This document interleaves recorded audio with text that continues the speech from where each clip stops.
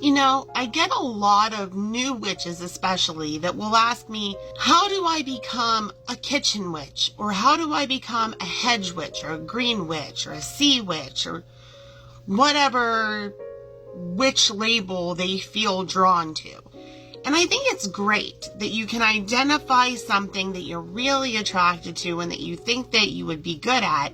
And there's nothing wrong with that. Nothing wrong with it at all. But I think that as witches, sometimes we get a little hung up on labels.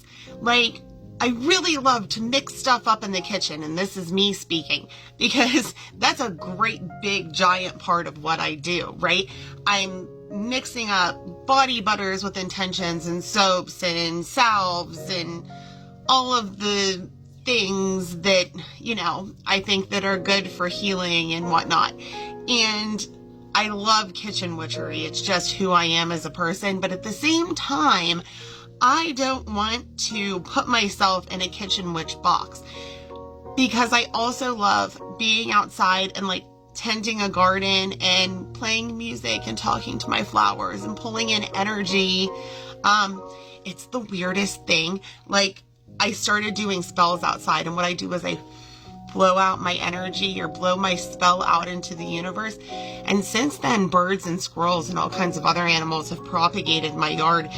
And I have got like random rose bushes growing in my yard now and like all kinds of other stuff. So I say, don't box yourself in, because you never know what your energy can pull in if you give it a chance. But I digress. So many of us focus on one aspect of witchcraft that, you know, we're comfortable with, and ignore so many other opportunities that we have to develop as witches and develop our skills in different ways that we might be missing out on something else.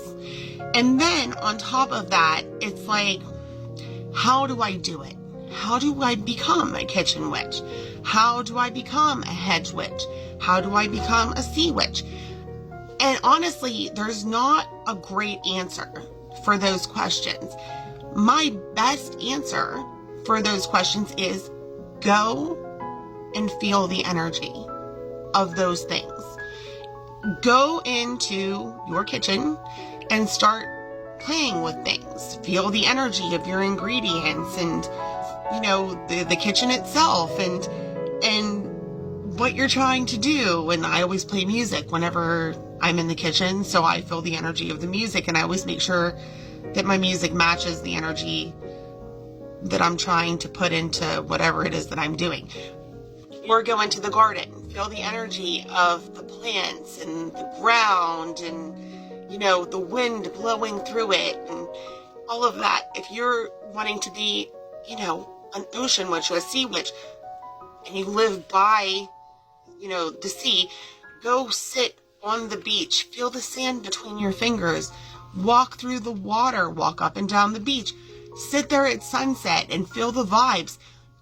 You have to feel those energies, take them in, let them be part of you. And then I promise you, you're gonna know what to do. You don't need to buy a bunch of books to tell you what to do. I mean, sure, reading helps. I'm an advocate of reading. I have a bachelor's degree in English Lit. I am an advocate of reading. However, books can't teach us everything, especially when it comes to witchcraft. Sometimes we have to just feel it. So get out there into the thing that you want to do and feel it, and let your own energy and your own heart and mind guide you and tell you what to do. And you're going to figure it out. I promise. And then if you need extra resources, look them up. You know, if you're new to this and you're trying to find your place, or even if, you know, you're thinking that something needs to change, that's my advice. Just follow your heart. Find the thing that calls to you. And then once you find it, immerse yourself in it. Because the best way to learn is immersion, I think. Give it a try. I hope it works for you, and, you know, blessings down your path of enlightenment. Until next time, guys, we'll talk soon. Bye.